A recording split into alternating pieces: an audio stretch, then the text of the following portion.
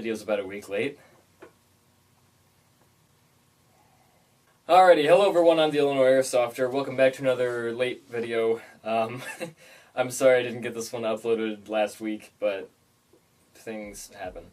So, before I really get into what I want to talk about here, which is the stuff I have on my head and on the table, I just want to say thank you guys for 400 subscribers.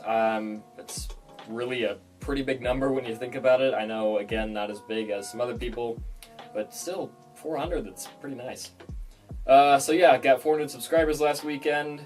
Again, for 500 subscribers, I'm going to be doing a Q&A, and then also probably a giveaway, maybe, with one of these little brain exploder mounts, possibly.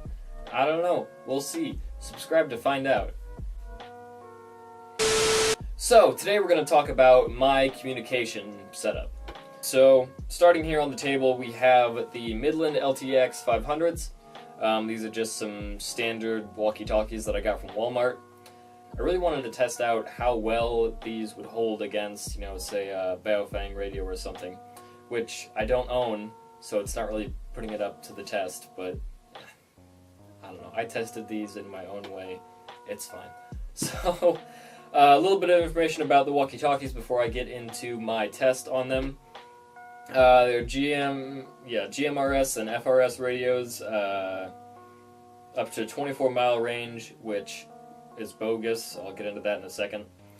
They come with a 3-year warranty. There's silent operation, kind of standard radio walkie-talkie stuff. 22 channels, 2 different power settings. One high, one low. I believe the high power setting is about 2 watts, and then the low power setting is maybe 0.5 watts, I think. There's nothing that actually says what the power levels are on the manual. It just says high and low, so I'm guessing that's what it is. So with that, and per FCC regulations, channels 8 through 14 are permanently set to low power, so that means that they're not going to get really good range. The low power setting does not have the best range. So yeah, with my test, I took these out to a golf course, and I was kind of trying to replicate an airsoft field.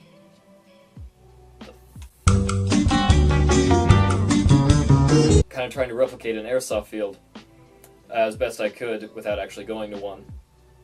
And it's really, the range on these is not what they claim to be. So you'll get 24 miles, maybe, if you're out on an open ocean with nothing between you and the other person that you're talking to. But if you're on an airsoft field, you got trees and hills and buildings in the way, you're not going to get 24 miles out of these. So, how much did we actually get with them? Well, oh boy.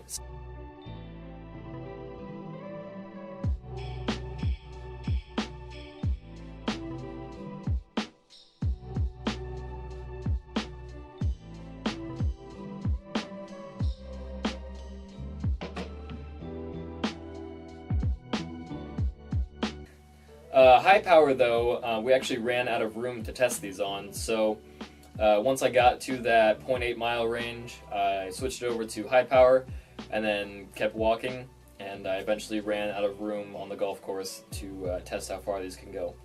So low power, you're not going to get really close to a mile at an airsoft field, and then on high power, you'll definitely get at or over a mile. So for areas that I play, like Blast Camp, this will be fine.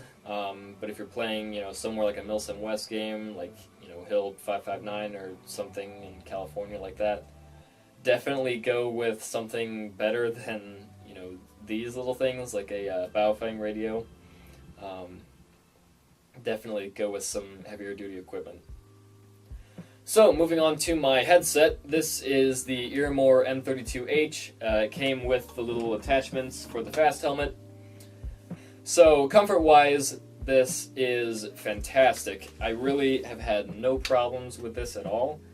For the time that I've worn it, I've had this on for a few hours straight, and it's really been fine.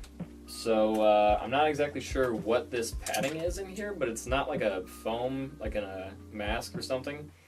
It's kind of like this air cushion, and it's really nice. So, It's definitely good comfort-wise. So audio-wise, there's a few things I want to go over with the audio. So, with this, there are 3 different power settings on the headset itself. So these are designed to make quiet sounds louder and then make louder sounds a lot quieter, like a grenade or a gunshot or something like that. So this has 3 different power settings, low, medium, and high. So when you power these on, you're going to start on whatever setting you had it on last. The low power setting is kind of like under normal hearing. You'll still be able to hear stuff, but it's going to be really not that much amplified.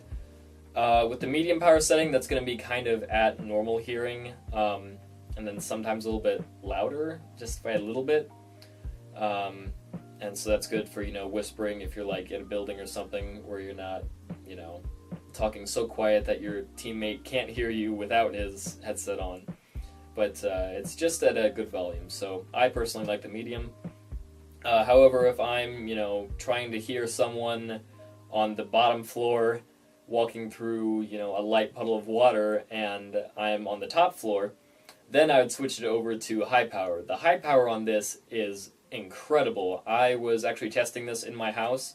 I had my friend sit in the living room, and then he, whispered some stuff, and I walked all the way to the end of the hallway, and then into my room, and, had him whisper, and I could hear what he was saying, and then I responded, and it was just really incredible. So the high power setting on this is fantastic. But personally, I keep it on the medium, but if I need to, it's just a simple button press to switch it over to high power.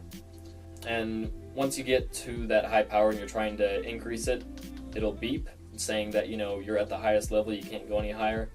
And then if you go down to the lowest setting, it'll beep again in a lower tone, so that you can actually hear that, okay, yes, you're at the lowest power setting, you can't go any lower. And then once you turn it on and off, it'll give you a little beep tone to signify that it has actually been turned off. Yeah, there we go. So with actually having this stuff plugged in, oh, by the way, this is a little push-to-talk that it comes with, so it gives you a nice click for you to know that you actually have it turned on, or that you actually have the push-to-talk pressed down.